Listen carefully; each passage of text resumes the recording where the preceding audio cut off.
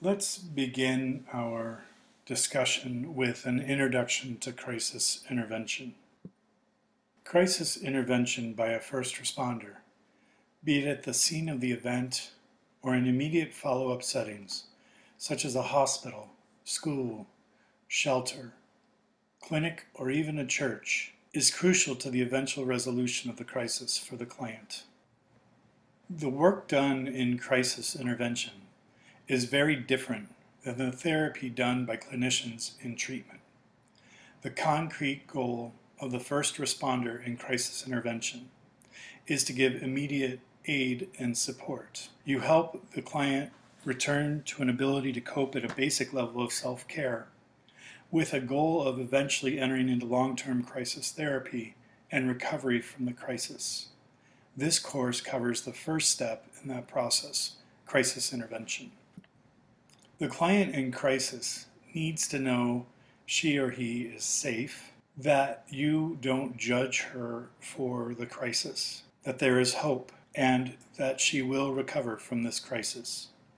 We convey those messages of safety, non-judgmentalism, hope, and recovery through aid and support at the point of crisis. It takes a very special kind of social worker to be a first responder in crisis intervention. As Chapter 1 in your text identifies, you need tolerance for ambiguity. In the beginning of the intervention, you will have very little understanding or knowledge of the crisis confronting the client. Sometimes you'll have to feel your way through the dark, perhaps even literally in the case of natural or human-made disasters. A calm, neutral demeanor in the face of the bonfire of emotions you will encounter from your client. You'll need to provide strong, steady support, unwavering in your serenity, no matter how awful the crisis, no matter how hurt the client is. You need tenacity. There will be cases where the only thing that enables you to see your work through to the end is your ability to hang in there and practice ethical social work, even when you don't want to or feel that you cannot endure another minute of the client in crisis. You need optimism. There is always hope because people are resilient and they have strengths inside and their support system can be aroused to support. There is always hope. You need a sense of adventurousness. You need to feel that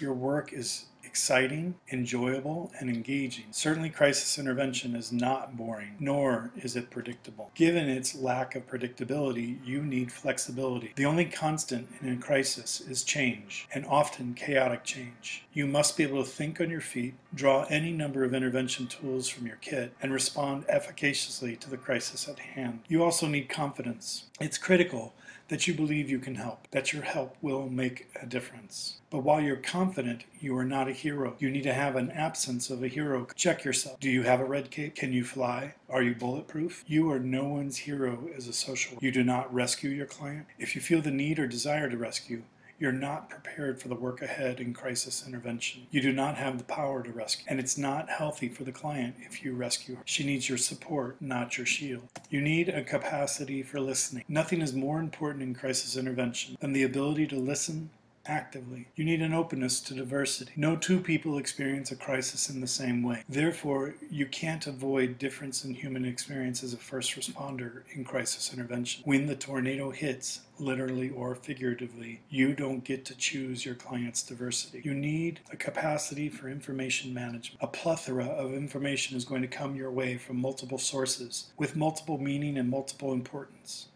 You'll need to gather, synthesize, and report out the information that you've discovered. Some of these traits are innate to who you are, and some of them are not. They'll have to be learned while you professionalize.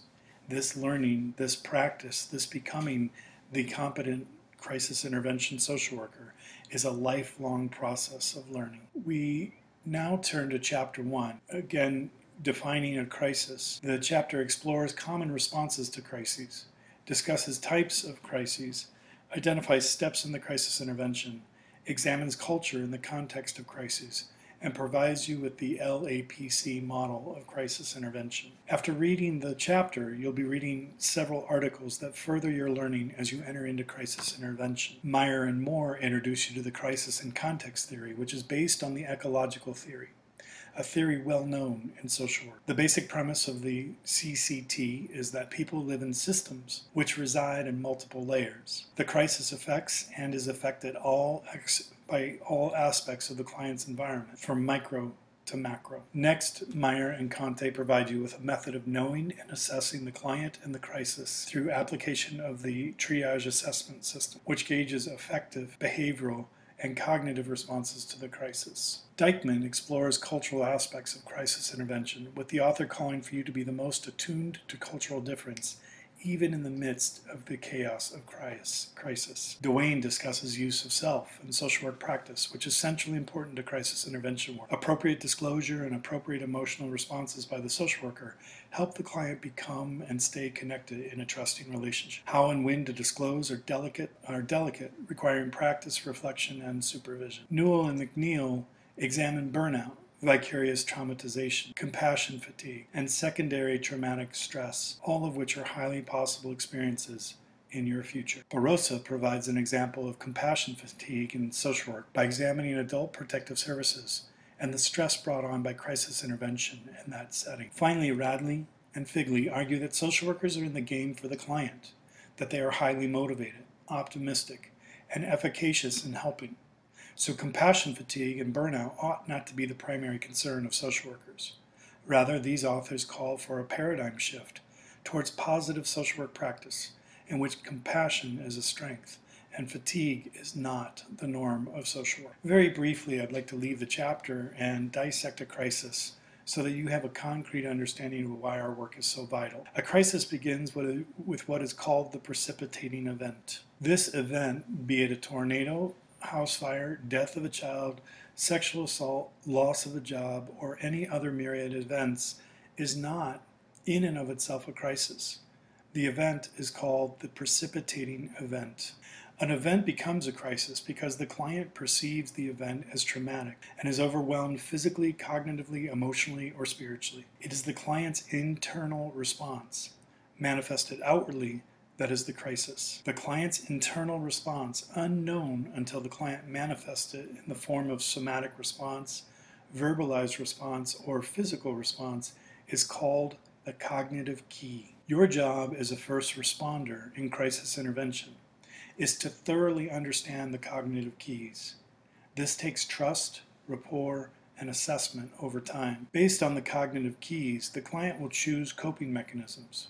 Some coping mechanisms are good, such as relying on a spouse or partner to take over all decision-making in the moment. Some coping mechanisms are really bad, such as turning to alcohol to numb the pain. Where the coping mechanisms are failing the client, and the client becomes overwhelmed and her resilience is broken down, she loses normal daily functioning, which is based on how she normally lives, not what society says it should be. If she does not get immediate, efficacious intervention, she will fall into a downward spiral of crisis and chaos. The more intense and longer in duration the downward spiral, the more difficulty recovery will be in the long term. However, if the client gets the appropriate help in close temporal proximity to the precipitating event and the cognitive keys, she will be able to examine her range of choices and choose positive coping mechanisms with the help of you, the social worker. And that's where your work is done, between the precipitating event and the cognitive keys and helping shape the ensuing coping mechanisms. The rest of this class focuses on that model, from event through coping mechanisms into normal daily functioning. Do your reading, do your discussions, jump into the water of learning, and I look forward to seeing your growth as a crisis intervention worker.